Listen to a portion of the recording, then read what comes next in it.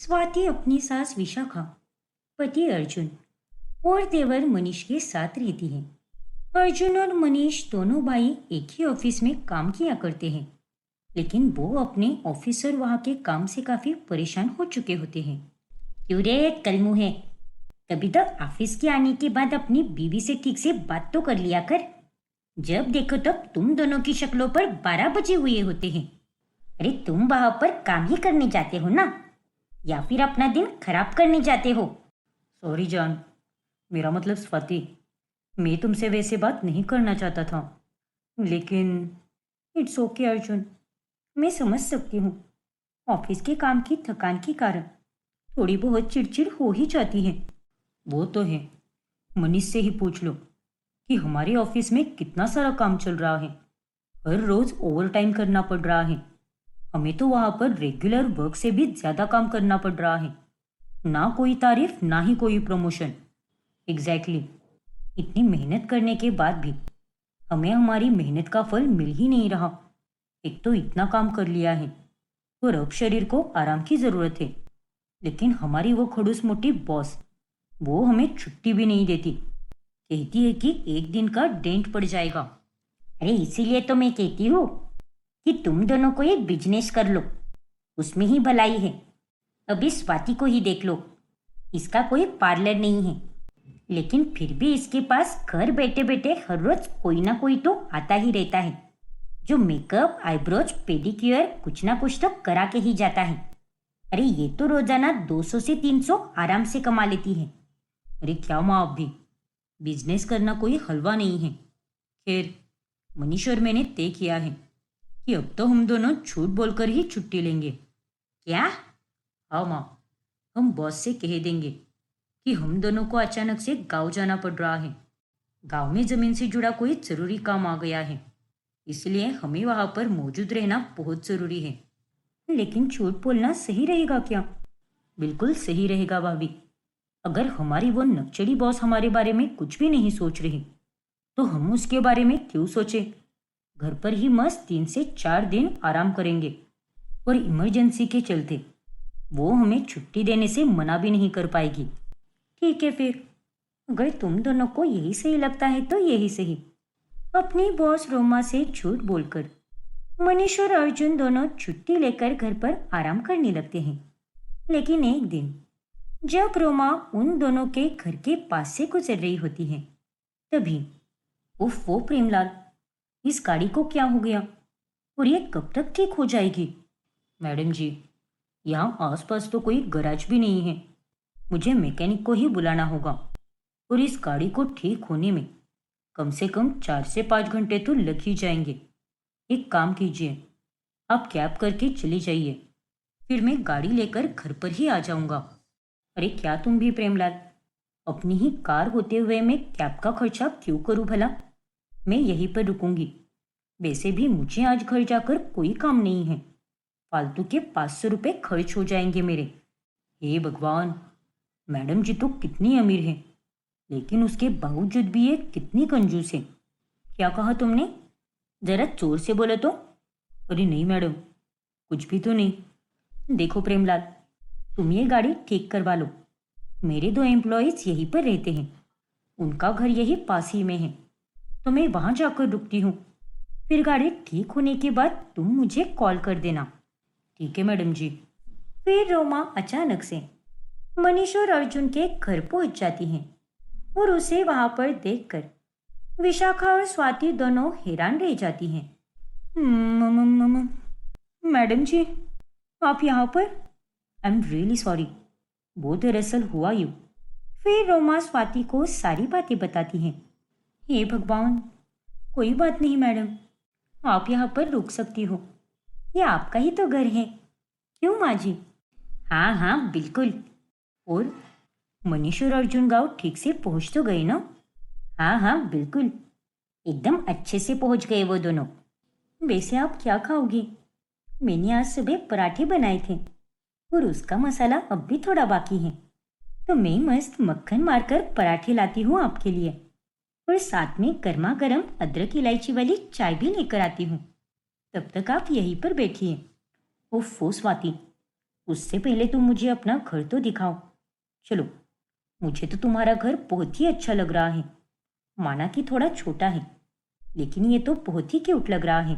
हे भगवान, अंदर वाले कमरे में तो अर्जुन और देवर जी हैं।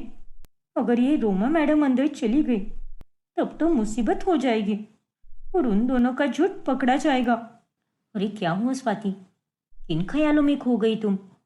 अरे नहीं नहीं, आप भी ना मैडम जी। हाउस टूर तो होता ही रहेगा, लेकिन आप यहीं पर रुकिए। मैं सबसे पहले आपके लिए खाने की व्यवस्था करती हूँ।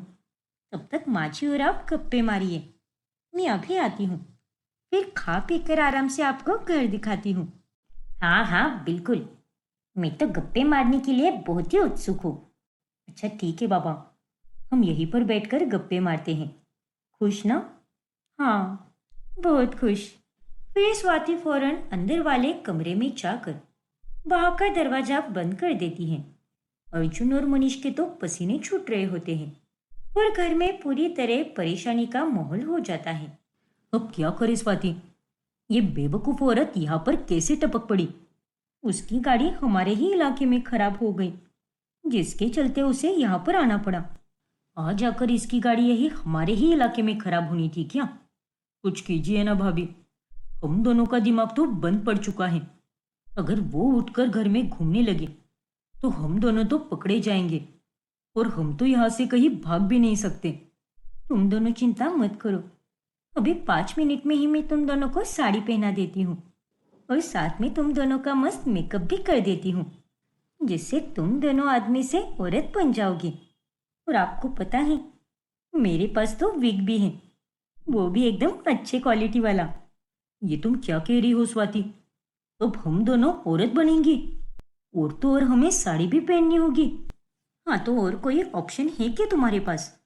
लेकिन तुम चिंता मत करो, मेकअप करके किसी को भी रेडी करना तो मेरे पाई हाथ का खेल है। अब चलो, ज्यादा सोचने समझने का हमारे पास कोई समय नहीं है। जल्दी से तैयार कर देती हूँ तुम दोनों को।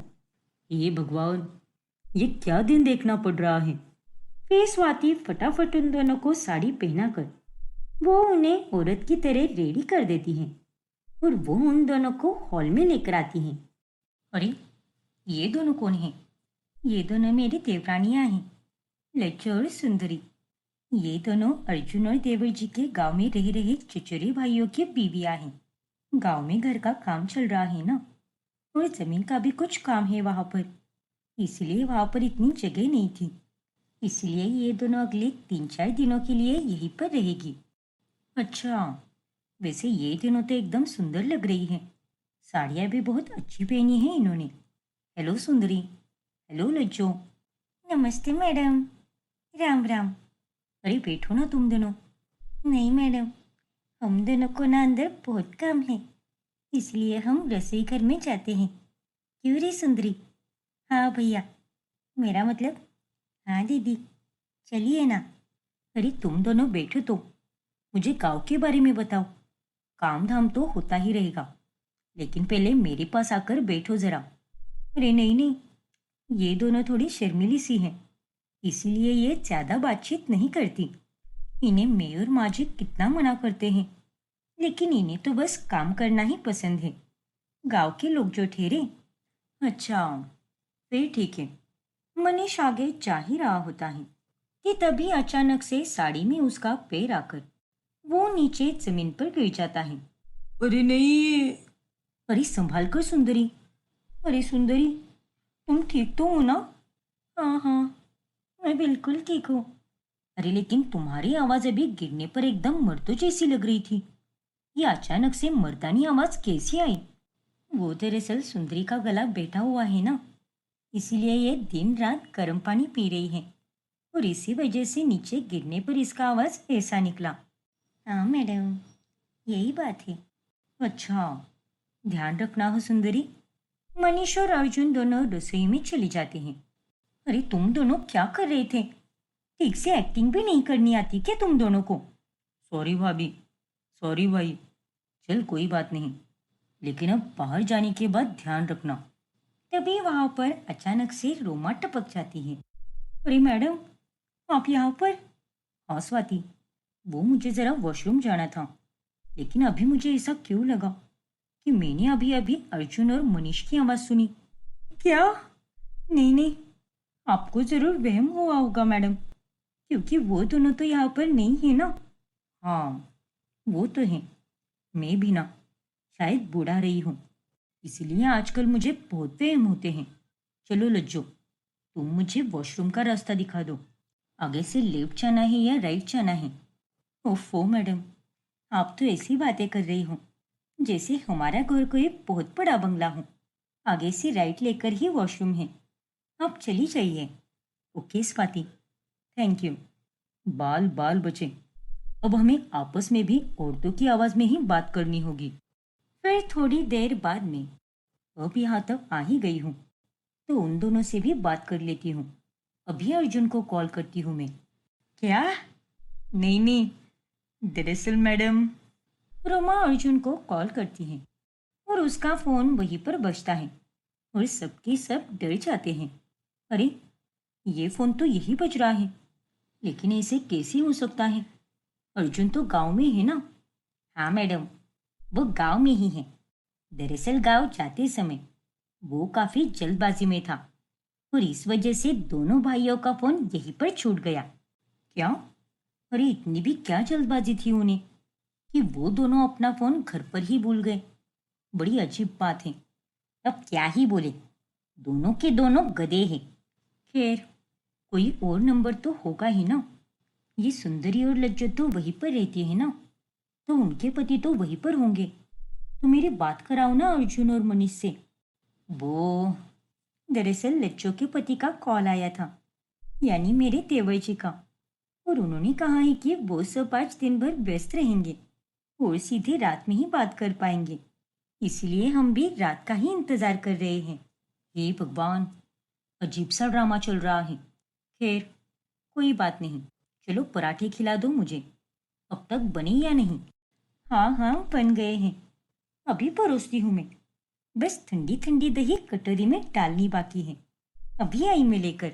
स्वाति रोमा को पराठे और चाय परोसती है, जिसे वो दबाकर खाती है। मोटी भैंस कही कि देखो तो जरा, खुद कैसे मजे से ठूस रही है और यहाँ पर हमारी छुट्टी की बैंड बजा रही है। अरे चुप रहो, वरना बैंड नहीं, बैंड बाजा बारात हो जाएगा।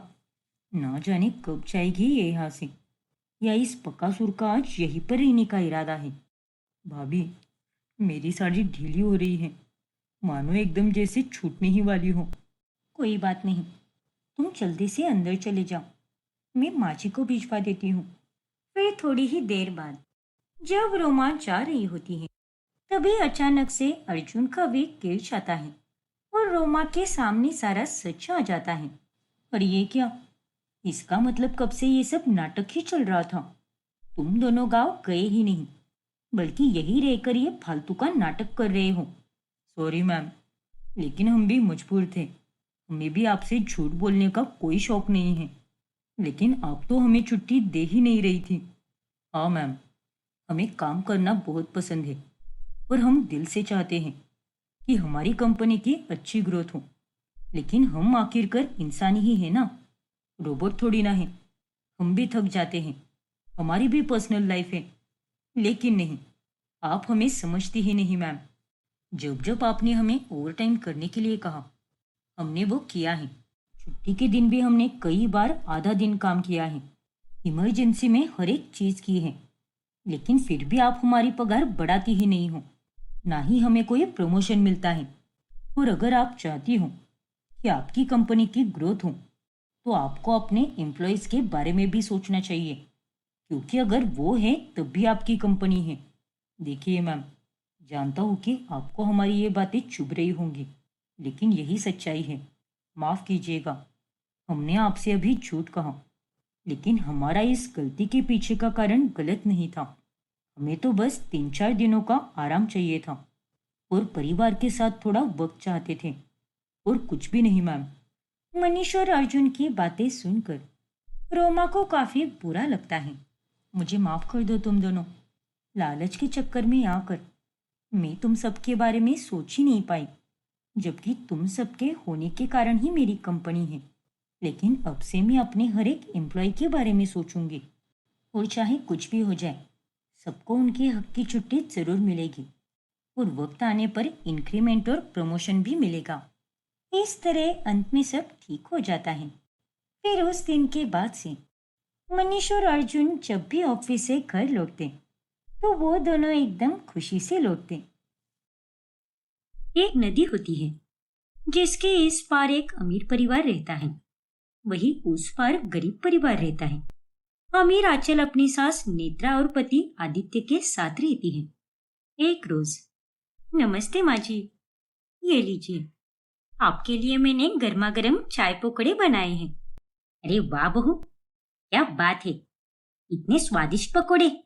लेकिन आंचल बेटा, तू कब से ये नमस्ते वगैरह बोलने लग गई? और ये चाय और पकौड़े तूने बनाए हैं? लेकिन कैसे बेटा? वैसे मुझे थोड़ी बहुत कुकिंग तो आती ही थी माँ जी, लेकिन अब मैं पूरी सीख गई हूँ। वो नदी किनारे रहने वाली पूर्वी के साथ जो रहती हूँ मैं। ओ गॉड आंचल, अरे हमारे घर में कितने सारे नौकर चाकर हैं, फिर भी उसके बावजूद तुझे ये सब करने की क्या जरूरत है? और तुझे अगर दोस्त बनाने हैं तो अपने ही लेवल के बनाना। अरे हम कितने अमीर हैं और वो पूर्वी कितनी गरीब है। आखिर कैसी है ये दोस्ती? इसीलिए कह रही हूँ, ऐसे लोगों से तो दूर ही रहे, समझे कि नहीं? क्या माँ जी आप भी? अब दोस्ती अमीर करीब देखकर थोड़ी ना की जाती है। कुछ भी, अब मुझे जो पसंद है मैं वही करती हूँ, इसीलिए आप अपनी ये राय अपने पास ही रखिए। इतना कहकर आंचल वहां से चली जाती है। अरे रुक जा, ये लड़की भी ना मेरी कोई बात नहीं सुनती। जब ये शादी करके यहाँ पर आई थी तब कितनी मॉडर्न थी, लेकिन जब से ये उस पूर्वी के साथ रह रही है तब से ये पूरी तरह बदल चुकी है।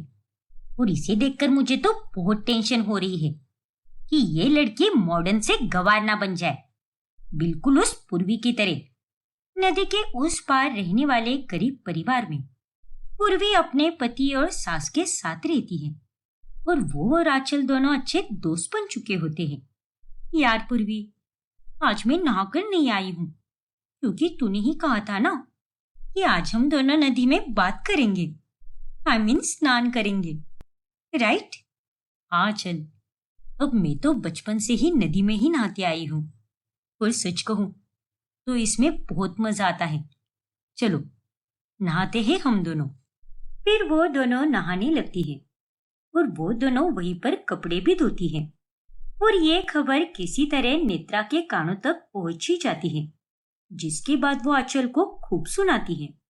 ये सब क्या चल रहा है आंचल? अरे हमारे घर में इतना बड़ा बाथटब है, लेकिन तू है कि उसे छोड़कर गांव की औरतों की तरह वहां खुले में नहा रही थी। मुझे सब खबर मिलती है, लेकिन तुझे ये सब नौटंकी करने की क्या जरूरत थी? अरे क्या माँ जी आप भी, आप तो इस तरह से भड़क रही हो जैसे कि मैंने कोई बहुत बड़ा कांड कर दिया हो। व्हाट? कांड? Like seriously? तुम्हारे मुंह से ये कैसे शब्द निकल रहे हैं? जितनी एजुकेटेड और मॉडर्ननेस तुम में पहले थी, अब वो धीरे धीरे करके सब जा रही है और ये सब उस देहाती औरत के साथ रहकर हो रहा है। नहीं माँ जी, आज तक कोई ऐसा पैदा ही नहीं हुआ है जो मुझसे जबरदस्ती कराए। और मेरे अंदर जो भी बदलाव आ रहे हैं उन सब के पीछे किसी का भी हाथ नहीं है। उल्टा ये सब तो मैं अपनी मर्जी से कर रही हूँ। और मैं कोई दूध पीती हुई बच्ची हूँ क्या? मुझ में भी हर चीज की समझ है, लेकिन मैं आपकी तरह हर बात में अमीरी गरीबी नहीं देखती। और मुझे जिस काम में खुशी मिलती है मैं वही करती हूँ। जस्ट स्टॉप इट आंचल, बहुत हो गया तुम्हारा। नहीं माँ जी, मैं नहीं रुकने वाली। आपको मेरे साथ जितनी बहस करनी है कर सकती हूँ, लेकिन मैं आपकी कोई बात नहीं मानूंगी। आंचल की ये बातें सुनकर नेत्रा को उस पर बहुत गुस्सा आता है। वही दूसरी तरफ पूर्वी की सास सरिता भी बहुत चिंतित होती है। देख बहू, वो अमीर घराने की बहू है तो तू उसके साथ उठना बैठना कम कर दे। अरे वो कहा और हम कहा, ऐसा नहीं है माँ जी। आंचल भले ही अमीर लड़की है, लेकिन उसमें जरा सा भी घमंड नहीं है। और उसकी वही बात मुझे बहुत अच्छी लगती है। पता ही नहीं चला कि हम दोनों कब इतनी अच्छी सहेलियां बन गई। वैसे वो मेरे साथ कल बाजार चलने वाली है। मुझे कुछ दिलाना चाहती है वो, तो मैं भी उसे कुछ दिलाऊंगी। वो सब तो ठीक है बहू, लेकिन वो तो तुझे अच्छी अच्छी ही चीजें खरीद कर देगी। लेकिन तू क्या देगी उसे? मैंने भी सोच रखा है माँ जी कि मुझे उसे क्या दिलाना है। फिर अगले दिन जहाँ आंचल पूर्वी को महंगे महंगे कपड़े दिलाती है, वही पूर्वी उसे एक सादी सिंपल कुर्ती खरीद कर देती है। ये लो आंचल, ये मैंने तुम्हारे लिए लिया है। और माफ करना, मैं जानती हूँ कि ये सस्ता है, तुम्हारे सारे सामान जितना महंगा बिल्कुल नहीं है। लेकिन हाँ, एक बात तो पक्का है कि ये कुर्ती तुम पर बहुत जचेगी। ओफो पूर्वी, तुम माफी क्यों मांग रही हो? और इस कुर्ती के लिए थैंक यू सो मच। आज तक मैंने इतनी सुंदर कुर्ती कभी नहीं देखी, और ये वाकई में सुंदर है, और मैं इसे जरूर पहनूंगी। वैसे मुझे ऐसे ही कपड़े बहुत पसंद आते हैं, और अब से मैं अपनी ड्रेसिंग भी चेंज करने वाली हूँ। इन देसी कपड़ों की बात ही अलग होती है। इन्हें पहनकर बहुत कंफर्टेबल भी लगता है, और साथ ही सुंदरता भी निखर कर आती है। हाँ चल, ये बात तो तुमने एकदम सही कही, और मुझे बहुत खुशी हुई कि तुम्हें मेरी दी हुई चीज पसंद आई। वैसे तुम्हारा भी धन्यवाद, तुमने मुझे कितना सारा सामान खरीद कर दिया है। लेकिन सच कहूं, इन सब की कोई जरूरत नहीं थी। ओ कम ऑन पूर्वी, अरे क्यों नहीं थी जरूरत? तुम मेरी पक्की सहेली हो, तो मैं तुम्हारे लिए नहीं करूंगी तो किसके लिए करूंगी भला? फिर उस दिन के बाद से आंचल अक्सर कुर्ती ही पहनने लगती है, जिस कारण नेत्रा को बहुत गुस्सा आता है। अरे तुम्हारे पास कितने सारे स्टाइलिश डिजाइनर के कपड़े हैं, लेकिन उसके बावजूद भी तुम ये दो कोड़ी की कुर्तियां पहन रही हो। इतनी गंदी लग रही है ये तुम पर, जरा भी रिचनेस नजर नहीं आ रही। आखिर तुम्हें क्या हो गया है आंचल? ऐसा कुछ भी नहीं है माँ जी, आपका देखने का नजरिया ही खराब हो गया है। इसी दिन अपनी आंखों पे से ये अमीर और गरीबी का चश्मा निकाल कर देखिए, फिर तब आपको सब समझ आएगा। खैर, मुझे तो ये सब पहनकर बहुत मजा आ रहा है, और अब तो मैं ऐसे ही कुर्तियां खरीदने वाली हूँ। एकदम लल्लन टाप लगती हूँ मैं इसमें। क्या? Lallan top? Oh my God, तुम मेरी आंचल ही हो ना? या फिर तुम में किसी की आत्मा घुस गई है? क्या माँ जी आप भी, मैं आपकी आंचल ही हूँ। चलिए, अब मुझे अपनी सहेली के साथ आज मेले में जाना है। वहां पर मुझे कठपुतली का नाटक देखना है। चलो, आती हूँ मैं। हे भगवान, इसकी हरकतें देखकर तो मेरा सर चकरा रहा है। आंचल जब जब पूर्वी के घर जाया करती, तब तब उसके हाथ का बना स्वादिष्ट खाना खाया करती। Wow, so yummy. सच में आंटी, क्या कमाल का खाना बनाती हो आप। आप और पूर्वी दुनिया की बेस्ट शेफ हो। बोले तो एकदम कंटाप खाना बनाती हो आप। शुक्रिया बेटा, और लो। अरे नहीं आंटी, बस आप दोनों भी कभी आइए ना मेरे घर पर। नहीं आंचल, हम कहाँ उस आलीशान घर में आएंगे। क्यों? क्यों नहीं आ सकते? अरे वो भी एक घर ही है, तो उसमें क्या होता है? आप दोनों कुछ ज्यादा ही सोच रहे हो। देखो, मैं कुछ नहीं जानती, आप दोनों को मेरे घर पर आना ही होगा। अच्छा बाबा ठीक है, आ जाएंगे। खुश? हाँ हाँ, बहुत खुश। वैसे मैं जब जब यहाँ पर आती हूँ, तब मुझे एक अलग ही सुकून मिलता है, और ये सुकून मुझे मेरे बड़े से घर में कभी नहीं मिलता। ऐसा नहीं कहते आंचल बेटा, खुश रहना तो अपने ऊपर होता है, और जहाँ प्यार, अपनापन और सादगी होती है, वहां पर सुकून अपने आप मिल जाता है। हाँ आंटी, ये बात तो आपने एकदम सही कही। नहीं नहीं, आपको मैं आज से आंटी नहीं, बल्कि मैं तो आपको काकी बुलाऊंगी। कितना अच्छा लगता है ना ये काकी शब्द, सुनने में भी और बोलने में भी। हाँ बेटा, इसमें ज्यादा अपनापन लगता है। अब पूर्वी और आंचल की बढ़ती दोस्ती को देखकर नेत्रा का गुस्सा सातवें आसमान पर चढ़ने लगता है। बस बहुत हुआ अब, उस गरीब लड़की के साथ रह रहकर मेरी बहू भी एकदम देहाती हो चुकी है और ये बिल्कुल सही नहीं है। इसके कारण मेरी रेपुटेशन खराब हो रही है। मेरे बेटे को तो मेरी कुछ भी नहीं पड़ी, लेकिन मेरे लिए मेरी रेपुटेशन से बढ़कर और कुछ भी नहीं है। पर अब एक ही रास्ता बचा है, मुझे ही उसके घर जाना होगा और उसकी अकल ठिकाने लानी होगी। अब नेत्रा पूर्वी के घर चली जाती है। अरे बहन जी, आप तो आंचल की सास हो ना? नमस्ते काकी जी, अंदर आइए ना। नहीं, मैं गरीबों के घर में नहीं जाती, और अगर मैं तुम्हारे घर में आ गई तो मुझे 100 बार नहाना होगा। देखो पूर्वी, एक बात कान खोलकर सुन लो, तुम मेरी बहू से दूर रहोगी क्योंकि वो तुम्हारे कारण बिगड़ रही है। अरे पहले वो लड़की कितनी मॉडर्न थी, लेकिन तुम्हारे साथ रह रहकर वो देहाती हो चुकी है। लेकिन काकी जी, लेकिन वेकिन बोलने की हिम्मत भी मत करना और अपनी औकात भूलो मत, समझी कि नहीं? और मैं इससे ज्यादा और कुछ भी नहीं कहूंगी। अभी की अभी आंचल से दोस्ती तोड़ दो और इसी में तुम्हारी भलाई है, वरना इसका अंजाम बहुत बुरा हो सकता है।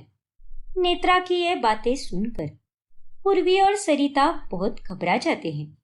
देख पूर्वी बेटा, अब तू भूल कर भी आंचल के साथ बात मत करना, क्योंकि मैं ये बिल्कुल नहीं चाहती कि तुम दोनों की दोस्ती के कारण उसे या तुझे कोई तकलीफ हो। हाँ माँ, आपने सही कहा, और अब से मैं उससे कोई बात नहीं करूंगी और यही उसके लिए अच्छा रहेगा। लेकिन जब इस बारे में आंचल को पता चलता है, तभी मैं समझ सकती हूँ पूर्वी कि माँ जी ने तुम्हें धमकाया है और इसीलिए तुम घबराकर मुझसे दोस्ती तोड़ने का विचार कर रही हो। लेकिन ऐसा करने की कोई जरूरत नहीं है। अरे मैं उस घर की बहू हूँ, कोई गुलाम नहीं। जो वो जैसा बोलेगी मैं वही करूंगी। ये मेरी लाइफ है और मैं तुम्हारी दोस्त थी, हूँ और हमेशा रहूंगी। इसमें कभी कुछ नहीं बदलने वाला। ये तुम कैसी बातें कर रही हो आंचल? छोड़ दो ना ये जिद, क्यों खामखा कलेश करना है? तुम चिंता मत करो पूर्वी, कोई कलेश नहीं होगा। फिर गुस्से में आग बबूला हुई आंचल घर जाकर नेत्रा को खूब सुनाने लगती है। माफ कीजिए माँ जी, आप मुझसे बड़ी हो, लेकिन फिर भी मैं आपसे बोलूंगी कि मैं मेरी जिंदगी में किससे बात करूं और किससे नहीं, ये तय करने वाली आप कोई नहीं होती। अरे आप तो क्या, मैं अपनी सगी माँ को भी यह हक कभी नहीं दूंगी, क्योंकि अगर कोई चीज गलत है तो इंसान वहां पर सुनकर ले सकता है। लेकिन वो पूर्वी तो कितनी अच्छी दोस्त है मेरी, और फिर भी आप मुझे उससे दूर रहने के लिए कह रही हो। नहीं, ऐसा कभी नहीं होगा। क्या कहा? अब तुम मेरा कहा नहीं मानेगी? हाँ हाँ, नहीं मानूंगी, क्योंकि आप और आपकी सोच बहुत गलत है। नेत्रा चाहे कितना भी कह ले, आंचल अपने मन की ही करती है और वो पूर्वी से बात करना जारी रखती है। ऐसे ही एक दिन मेरे इतनी बार मना करने के बाद भी तू उस पूर्वी के साथ बात करती है, इसीलिए अब तो मैंने तुझे कहना ही छोड़ दिया है। लेकिन आज तुझे मुझ पर एक फेवर करना होगा, बाकी मैं कुछ नहीं जानती। कैसा फेवर माँ जी? देख बहू, अमेरिका से मेरी एक सहेली आ रही है, बीना नाम है उसका। तो उसके सामने तुझे पहले जैसे मॉडर्न बनना होगा, मॉडर्न कपड़े भी पहनने होंगे और चाल चलन बोलना सब कुछ एकदम रिच और क्लासी होना चाहिए, जैसे कि पहले होता था तेरा। और ये सब तुझे सिर्फ एक ही दिन के लिए करना है। पर माँ जी, पर मत बोल बेटा, प्लीज कर दे मेरे लिए। मेरा बाकी का कहना तो तू कभी नहीं मानती, तो कम से कम ये तो कर दे मेरे लिए। अच्छा ठीक है माँ जी, आप चिंता मत कीजिए, इतना तो मैं कर ही सकती हूँ आपके लिए। लेकिन बिना के आने के बाद भी आंचल का देसीपन बाहर निकल ही जाता है। ये लीजिए बिना काकी, आपके लिए बढ़िया सी तड़कती भड़कती कॉफी। अरे वाह आंचल बेटा, तुम तो सच में काफी अमेजिंग हो। शुक्रिया काकी। फिर आंचल सोफे पर बैठने की जगह आराम से फर्श पर बैठ जाती है और ये देखकर नेत्रा को बहुत गुस्सा आता है। फिर वो बाद में रसोई में जाकर आंचल को खूब सुनाती है। तुझे मैंने सिर्फ एक दिन के लिए ढंग से पेश आने के लिए कहा था, लेकिन तू मेरे लिए उतना भी नहीं कर सकती। और ये तड़कती भड़कती क्या शब्द है? और इतने महंगे सोफे पर बैठना छोड़कर तू गवारों की तरह फर्श पर बैठ रही है। अरे ये सब हम लोगों को शोभा देता है क्या? मैंने ये सब जानबूझकर नहीं किया है माँ जी, और मैं इससे ज्यादा एक्टिंग नहीं कर सकती, क्योंकि ये सब नेचुरली आ रहा है और मुझे इन सब में बहुत सुकून महसूस होता है। और बीना काकी तो आपकी पक्की सहेली है ना, तो उनके सामने एक्टिंग करने की क्या जरूरत है? तभी वहां पर बीना आती है। हाँ नेत्रा, इसने बिल्कुल सही कहा। बीना तुम, वो मैं तो। हिचकिचाओ मत नेत्रा, मैंने तुम दोनों की सारी बातें सुन ली हैं। और नेत्रा, तुझे तो उल्टा उसका शुक्र मनाना चाहिए कि तुझे इतनी अच्छी बहू मिली है, जो नए जमाने की होने के साथ साथ इतनी देसी भी है। और इंसान का किरदार उसके स्वभाव से ही झलकता है, ना कि उसके पैसों से। अरे गरीब और अमीर तो बस एक स्टेटस है, लेकिन इंसान का स्वभाव ही उसकी असली कमाई होती है। और ऐसा क्या गलत कहा इसने? इंसान को जिन कामों में खुशी मिलेगी वो वही करेगा ना। अब तुम ही सोचो नेत्रा, ये अमेरिका दिखावा कर करके आज तक तुमने भी अपनी कितनी इच्छाओं को मारा होगा। हाँ बीना, ये बात तो तूने एकदम सही कही। अपने स्टेटस को मेंटेन रखने के चक्कर में मैंने इस बात पर कभी ध्यान ही नहीं दिया। और सच कहूं तो मुझे भी नदी में नहाते हुए लोगों को देखकर बहुत मजा आता है। और मेरी भी इच्छा होती है। बचपन में मैं जब अपनी दादी के घर जाया करती थी, तब मैं नदी में बहुत डुबकियां लगाती थी। और मुझे भी कुर्ती पहनना बहुत पसंद है। और वो बाजार घूमकर सस्ती शॉपिंग करने में भी बहुत मजा आता था। फिर वो शॉपिंग करते समय ठेले की चाट खाना, वाह क्या मजा आता था उसमें। लेकिन कमबख्त अपने इस स्टेटस को मेंटेन करने के चक्कर में मैंने कभी इस बारे में सोचा भी नहीं। वही तो नेत्रा, मुझे माफ कर दे आंचल बेटा। और थैंक यू सो मच बीना, तूने मेरी आज आंखें खोल दी। और अब से मैं कभी अमीर और गरीब में कोई फर्क नहीं करूंगी। उल्टा मैं तो ये कहती हूँ कि तू अपनी सहेली को यहीं पर बुलाया कर, और अब मैं भी तेरी तरह अपनी सारी इच्छाओं को पूरी करूंगी और सच्चे मन से खुश रहूंगी। अब ये हुई ना बात। इस तरह अंत में सब ठीक हो जाता है और वो दोनों साथ में खुशी से रहने लगती है। सरिता अपने बेटे हिमांशु के साथ रहती है और वो अकेले ही अपने बेटे को पाल रही होती है। फिर एक दिन शाम के समय सविता घर पर बैंगन को कट करके तवे पे सेक रही होती है। आज तो मैं मेरे बेटे के लिए अलग से बैंगन बना रही हूँ। वैसे तो उसे बैंगन बिल्कुल भी नहीं पसंद, लेकिन ये वाले जरूर पसंद आएंगे, और वो तो अभी आने ही वाला होगा। खाना बनाने के बाद सरिता अपने बेटे के आने का इंतजार करती है। फिर कुछ देर बाद में हिमांशु घर आता है। अरे बेटा, आज तू इतना लेट क्यों आया है? वो मैं अपने दोस्त रोहन के घर चला गया था। कल टेस्ट है ना, तो हम दोनों उसी की तैयारी कर रहे थे। अच्छा, चल कोई बात नहीं। तू थक गया होगा ना, तो मैं तेरे लिए खाना लगा देती हूँ। आज ना मैंने ऑनलाइन रेसिपी देखी है। बैंगन को कट करके उसे शैलो फ्राई करते हैं तवे पर। बहुत टेस्टी लगता है, और मैंने ये डिश खास तेरे लिए बनाई है। अरे क्या माँ, आप भी, आपको अच्छे से पता है कि मुझे बैंगन बिल्कुल नहीं पसंद, तो आपने बैंगन क्यों बनाया? अरे मुझे पता है कि तुझे बैंगन नहीं पसंद, इसीलिए मैंने बैंगन अलग तरीके से बनाया है, जो तुझे बहुत पसंद आएगा। नहीं माँ, आप बैंगन चाहे किसी भी प्रकार से क्यों ना बना लो, लेकिन मैं इसे नहीं खाने वाला। और वैसे भी मुझे खाना ही नहीं खाना है, क्योंकि मैं अपने दोस्त रोहन के घर से खाना खाकर आया हूँ। अरे, अगर तूने खाना वहीं पर खा लिया था, तो फिर मुझे बताया क्यों नहीं? अब उसमें क्या बताना है माँ? और वैसे भी आज मेरे दोस्त रोहन के घर पर गार्लिक ब्रेड और सैंडविच बनाया था, जो कि बहुत टेस्टी था। इसलिए मैंने तो अपना पेट वहीं पर भर लिया। और रही बात इस बैंगन की, तो मुझे इसमें बिल्कुल दिलचस्पी नहीं है। और आप चाहे कितनी भी कोशिश क्यों ना कर लो, लेकिन मेरे दोस्त रोहन की माँ की तरह आप अच्छा खाना कभी नहीं बना सकती। अरे आप तो बस ये बैंगन, आलू, कटहल और कद्दू ही बनाती रहना। सरिता को सुनाकर हिमांशु अपने कमरे में चला जाता है। फिर अगली सुबह सरिता जल्दी उठती है और रसोई में जाकर वो सैंडविच बनाने की तैयारी करने लगती है। हिमांशु को सैंडविच बहुत पसंद आता है, तो आज मैं उसके लिए उसकी पसंद का ही सैंडविच बनाऊंगी, लेकिन अपने थोड़े देसी टच में। और ऊपर से उसको पता भी नहीं चलेगा कि मैंने इस सैंडविच में कौन कौन सी सब्जियां मिलाई है। फिर सरिता सैंडविच बनाकर हिमांशु के पास लेकर जाती है। ये देख हिमांशु बेटा, मैंने तेरे लिए आज सुबह सैंडविच बनाया है, खाकर बता कैसा बना है। अरे वाह माँ, कल मैंने आपको थोड़ा सुना क्या दिया, आपने तो आज सीधे सैंडविच ही बना दिया मेरे लिए। सच में आप तो कभी कभी कोई काम अच्छे भी कर लेती हो। वो तो है बेटा, अब मेरी ज्यादा तारीफ मत कर और खाकर बता कैसा बना है।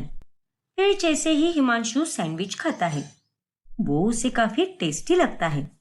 अरे वाह माँ, ये तो बहुत ही टेस्टी लग रहा है, और आपने तो रोहन की माँ से भी ज्यादा टेस्टी बनाया है ना? मुझे पता था कि तुझे ये सैंडविच जरूर अच्छा लगेगा। और तुझे पता है, कल तूने जिस बैंगन को खाया नहीं ना, उसी बैंगन से बनाया है मैंने ये। अरे क्या माँ, आप भी आपने मुझे बैंगन खिला दिया। आपको पता है ना कि मुझे बैंगन बिल्कुल भी नहीं पसंद, तो फिर आपने मुझे ये जबरदस्ती क्यों खिलाया? अरे माना कि तुझे बैंगन पसंद नहीं है, लेकिन इस तरह से तो पसंद आ ही गया ना। अब देख, मेरे जबरदस्ती करने के कारण तेरे मुंह का स्वाद बढ़ गया। आप तो रहने ही दो माँ, मुझे आपके हाथ का खाना बिल्कुल भी नहीं पसंद। अरे मैं क्या कोई जानवर हूँ क्या, जो आप मुझे कुछ भी खाने में दो और मैं चुपचाप खा लूं? मुझे नहीं खाना ये सैंडविच। हिमांशु वहां से चला जाता है। ऐसे ही कुछ साल निकल जाते हैं और अब हिमांशु एक अच्छी जॉब करने लग जाता है। अरे नहीं माँ, मुझे ठंडा खाना बिल्कुल भी पसंद नहीं आता, इसीलिए मैं बाहर से कुछ मंगवा कर खा लूंगा। और वैसे भी आपके हाथ में तो कोई स्वाद नहीं है, और ऊपर से अगर ठंडा खाना खाऊंगा तो मेरे मुंह का स्वाद और बिगड़ जाएगा, इसलिए इससे अच्छा तो मैं भूखा ही रह लूं। इतना कहकर हिमांशु ऑफिस चला जाता है। बेचारा मेरा बेटा भूखा रहेगा, और भूख लगी तो वो बाहर से खाएगा। बाहर का खाना वैसे भी सेहत के लिए अच्छा नहीं होता। एक काम करती हूँ, मैं घर पर ही कुछ अलग से ट्राई करती हूँ। फिर सरिता घर पर ही मटर मशरूम की सब्जी बनाकर हिमांशु के ऑफिस लेकर जाती है। आप यहाँ मेरे ऑफिस में क्या कर रही हो माँ? हाँ तो नहीं आ सकती क्या मैं तेरे ऑफिस? देख, मैं तुझे यहाँ पर लंच देने आई हूँ, और मुझे पता था कि तेरे लंच का समय कब होता है, तो इसीलिए मैं तेरे लिए गर्मा गर्म खाना लेकर आ गई। अरे माँ, मैं ज्यादातर खाना इसीलिए नहीं लेकर आता क्योंकि मुझे आपके हाथ का खाना नहीं पसंद, और आप हो कि मुझे यहाँ तक देने चली आई। अब छोड़िए, यहाँ तक आ ही गई हो तो दे दो मुझे, और जाओ यहाँ से, क्योंकि यहाँ पर अगर किसी ने आपको देख लिया तो मुझे अच्छा नहीं लगेगा। अब सरिता उदास होकर घर चली आती है और हिमांशु अपने दोस्तों के साथ खाना खाने बैठ जाता है। अरे वाह हिमांशु, तेरी ये मटर मशरूम की सब्जी तो कितनी टेस्टी है। मुझे तो पता भी नहीं था कि तेरी मम्मी इतना टेस्टी खाना बनाती है। रोज क्यों नहीं लेकर आता तू टिफिन?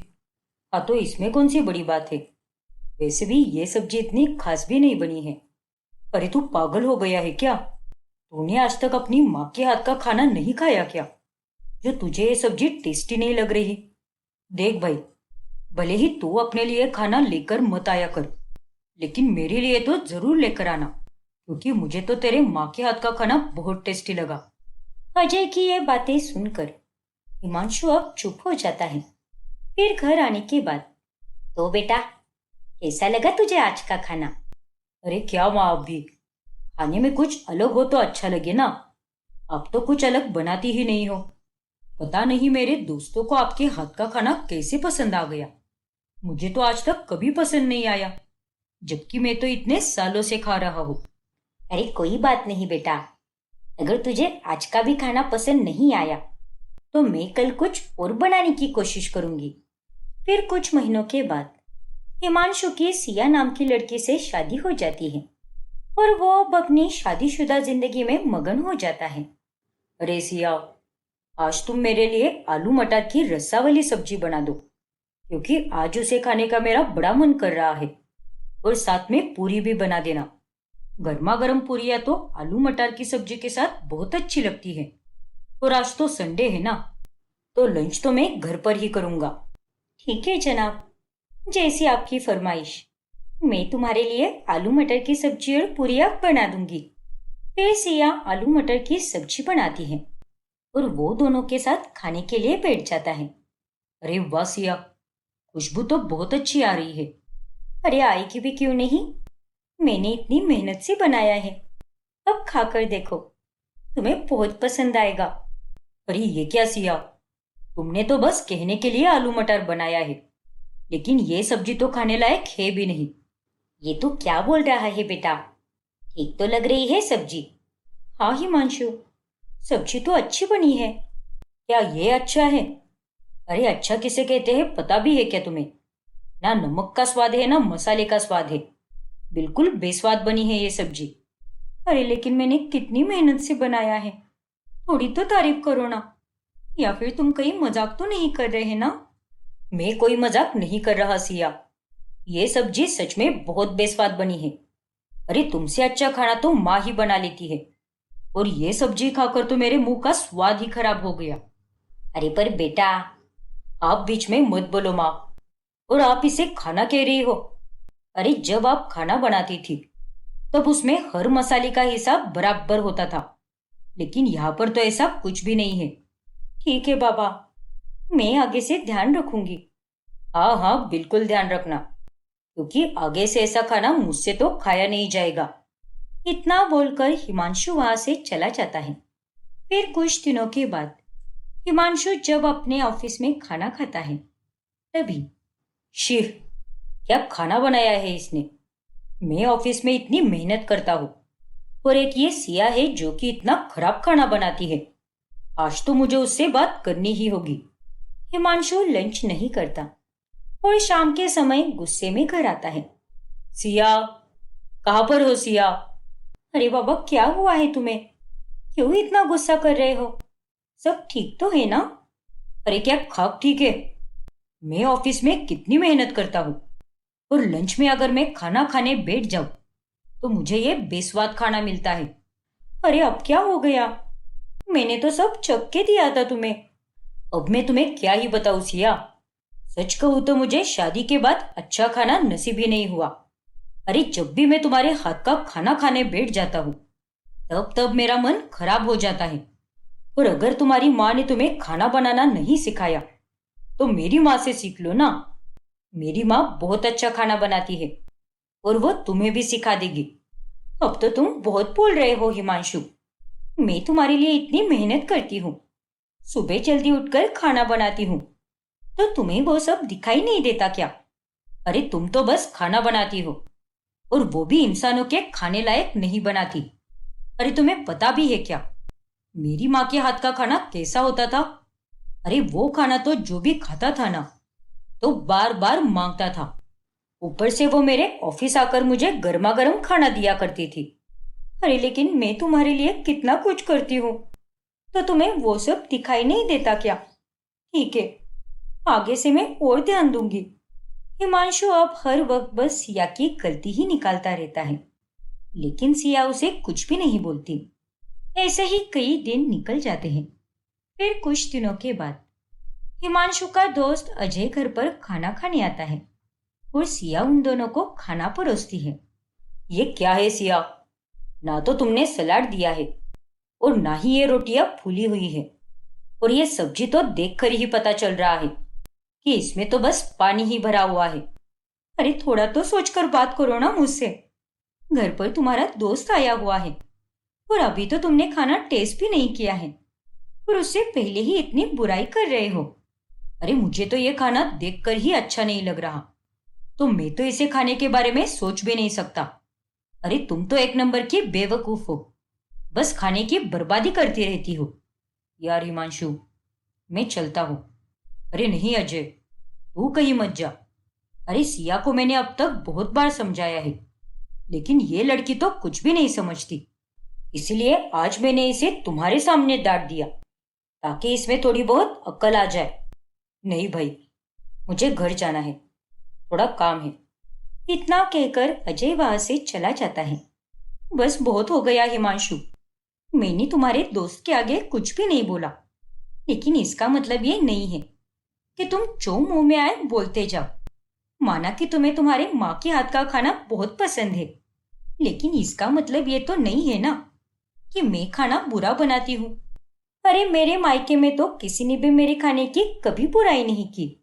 तुम्हारे कहने का मतलब ये है कि आज तक अगर तुमसे किसी ने सच नहीं बोला, तो मैं भी तुमसे झूठ बोलूं क्या? बस बहुत हो गया हिमांशु, झूठ सच तुम्हें कुछ भी पता नहीं है। अरे तुम्हें खाना अच्छा लगे इसलिए मैं कितनी मेहनत करती हूँ, लेकिन तुम्हें तो कुछ भी दिखाई नहीं देता। और हिमांशु, जब मैं तेरे लिए खाना बनाया करती थी, तब तो तूने मेरी कभी तारीफ नहीं की कि मैं बहुत अच्छा खाना बनाती हूँ। अरे तूने तो हर बार मेरी बस कमियां ही निकाली, और अब पत्नी के हाथ का खाना पसंद नहीं आया, तो अब जाकर तुझे मेरे हाथ का खाना अच्छा लगने लगा है। बल्कि सच बात तो ये है कि तुम बहुत खुदगर्ज हो हिमांशु। माँ के हाथ के खाने की कभी तारीफ नहीं की, पर पत्नी को नीचा दिखाने के लिए माँ के हाथ का खाना तुम्हें अच्छा लगने लगा। वाह! और अगर तुम कदर नहीं करोगे तो यही होगा तुम्हारे साथ। अरे अगर कोई तुम्हारे लिए इतनी मेहनत कर रहा है, तो तुम्हें उसकी मेहनत की तारीफ करनी चाहिए, ना कि किसी से तुलना करनी चाहिए। उन दोनों की ये बातें सुनकर हिमांशु को अपनी गलती का एहसास हो जाता है। आप दोनों सही कह रही हो, मेरी ही गलती है। आज तक मैंने कभी किसी की फीलिंग्स को समझा ही नहीं, और मुझसे बहुत बड़ी गलती हो गई। लेकिन अब से मैं ऐसा नहीं करूंगा, और आगे से मैं ध्यान रखूंगा। अरे सारी गलती मेरी ही है, क्योंकि अगर मैंने ये बात तुझे पहले ही समझा दी होती, तो आज इतना सब होता ही नहीं। और इस तरह से अंत में हिमांशु को अपनी माँ और पत्नी के हाथ के खाने का स्वाद समझ आ जाता है, और उसे एक सबक भी मिलता है।